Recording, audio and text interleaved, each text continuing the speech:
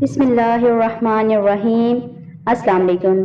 آج کی ویڈیو میں ہم آپ کو بتائیں گے ابرہہ کون تھا، اس نے خانہ کعبہ پر کیوں حملہ کیا اور کس طرح ابابیل نے ان کے حملے کو ناکام بنایا، ابرہہ کی پوری فوج کو ہلاک کر دیا۔ ان سب سوالوں کے جواب ہم آپ کو بتائیں گے۔ ویڈیو میں آگے بڑھنے سے پہلے آپ سے گزارش ہے ویڈیو آخر تک دیکھیں اور ساتھ چینل کو بھی سبسکرائب کر دیں۔ شکریہ۔ خانہ کعبہ اپنی تعمیر کے بعد سے ہی زائرین کے لیے عقیدت کا مرکز رہا ہے۔ ہر سال پوری دنیا سے لاکھوں لوگ یہاں حج کے لیے آتے تھے۔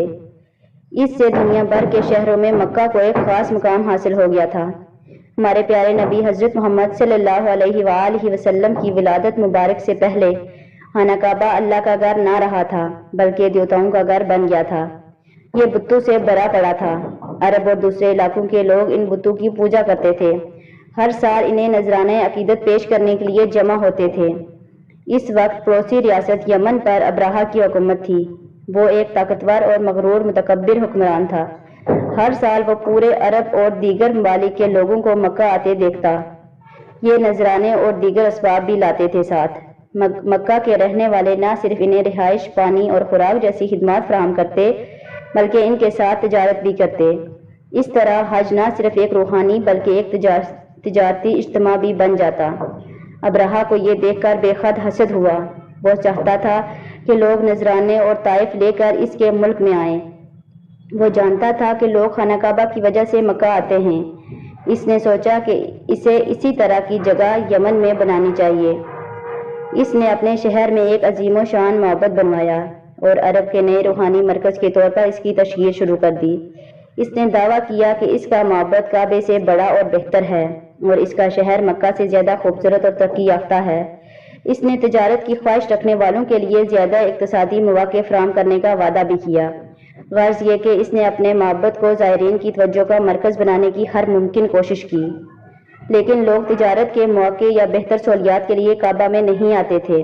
وہ عمارت کی شان و شوکت یا شہر کی ترقی کو سراہنے کے لیے نہیں آتے تھے۔ وہ یہاں اس لیے آتے تھے کیونکہ یہ خدا کا گھر تھا۔ وہ بے شک اللہ کے راستے سے بھٹک چکے تھے مگر اب بھی کعبہ کی نہایت عزت و تکریم کرتے تھے۔ ابرہہ کے معبد میں کوئی نہ آیا بلکہ لوگ اس کے دعوے کو سن کر بڑک گئے۔ قریش سے تعلق رکھنے والا ایک آدمی یمن گیا، معبد پر گندگی ملی اور بھاگ آیا۔ اس پر ابرہہ طیش میں آ گیا۔ اس نے فیصلہ کر لیا کہ مکہ پر حملہ کرے اور خانہ کعبہ کو تباہ کر دے گا۔ اس نے ایک وسیع فوج اکٹھی کی اور مکہ کی طرف پیش قدمی کرنے لگا۔ یہ واقعہ اسی سال پیش آیا جس میں بعد ازاں نبی اکرم صلی اللہ علیہ وآلہ وسلم پیدا ہوئے تھے۔ ابرہہ کی فوج کا ایک بڑا حصہ ہاتھیوں پر مشتمل تھا۔